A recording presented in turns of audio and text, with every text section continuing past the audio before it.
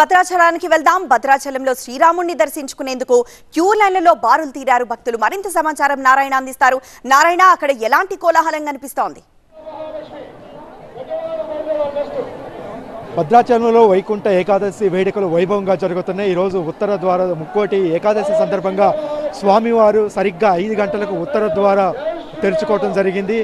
వేద పండితుల మంత్రోచ్చారణలు, భక్తుల జయ జయ ధ్వానాల మధ్య కూడా ఉత్తర ద్వారం తెరుచుకుంది. మరి కాసేపట్లో ఉత్తర ద్వారం గుండా స్వామివారు దర్శనం ఇవ్వబోతున్నారు. ఇప్పుడే అర్చకులు విశేష పూజ సీతారామచంద్ర స్వామి, లక్ష్మణ స్వామికి విశేష పూజలు నిర్వహించారు. మరి కాసేపట్లో స్వామివారు తిరువీధుల గుంటా కూడా ఊరేగింపుగా బయలుదేరిపోతున్నారు. మనం చూడవచ్చు ఉత్సవమూర్తులు సీతారామచంద్ర స్వామి, లక్ష్మణ స్వామి ఉత్సవమూర్తులు కూడా తిరువీధుల గుండా కూడా ఊరేగింపుగా బయలుదేరారు. అంటే విశేష పూజలన్నీ కూడా పూర్తయ్యాయి. ఇప్పుడు తిరువీధుల గుంట అయిన తర్వాత కూడా స్వామివారు ఆలయంలోకి ప్రవేశిస్తారు. మూలమూర్తులు ఇటు ఉత్సవమూర్తులు కూడా దర్శించుకోవటానికి మనం చూడవచ్చు. ఎటు చూసినా కూడా భద్రాచల రామాలయ పరిసరాలు భక్తుల జయ జయధ్వానాలు, జై శ్రీరాము నినాదాలతో మారుమోగుతుంది.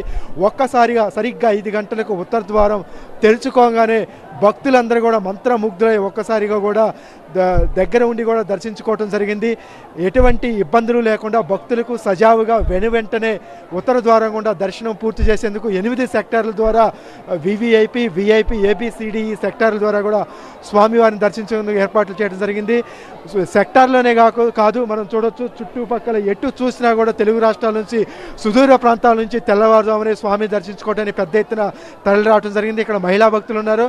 ఏమండి, ఇక్కడ ఉత్తర ద్వారం గుండా కూడా స్వామివారిని దర్శించుకున్నారు. స్వామి ఇప్పుడు ఊరేగింపుగా వస్తానే ఎట్లా ఉన్న ఏర్పాట్లు? చాలా బాగున్నాయండి ఏర్పాట్లు. ప్రతి సంవత్సరం కంటే ఈ సంవత్సరం చాలా ఎక్కువగా ఉన్నాయి. దర్శనం కూడా చాలా బాగా జరిగింది.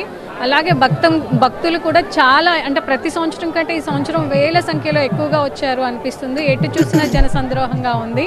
జై శ్రీరామ్. ఎట్లా ఉందండి? బాగుందండి. చూడొచ్చు స్వామివారు ఊరేగింపుగా మేళ తాళాలతో తిరువీధుల గుంటా కూడా బయలుదేరారు. ముందుగా లక్ష్మణ స్వామి వాహనం మీద ఏ విధంగా అయితే మనం చూడవచ్చు, ఒక్కసారిగా వెండి వాహనం మీద ఊరేగింపుగా సీతారామచంద్ర స్వామి లక్ష్మణ సమేతంగా కూడా బయలుదేరారు. చుట్టుపక్కల సెక్టార్లోనే కాకుండా ఇటు ఆలయ పరిసరాలు చుట్టూ కూడా ఎటు చూసినా కూడా భక్తుల కిటకిట రద్దీ కూడా నెలకొంది. ఎప్పుడు ఉత్తర ద్వారం గుండా స్వామివారిని దర్శించుకుందామనేటువంటి భక్తులు కూడా జయ జయధ్వానాల మధ్య మారుమోగుతున్నటువంటి పరిస్థితి ఉంది. మరి కాసేపట్లో ఉత్తర ద్వారం గుండా సీతారామచంద్ర స్వామి భక్తులకైతే దర్శనం ఇవ్వనున్నారు. దీనికి సంబంధించి ఆలయ అధికారులు అన్ని ఏర్పాట్లు చేశారు. ఎస్ నారాయణ.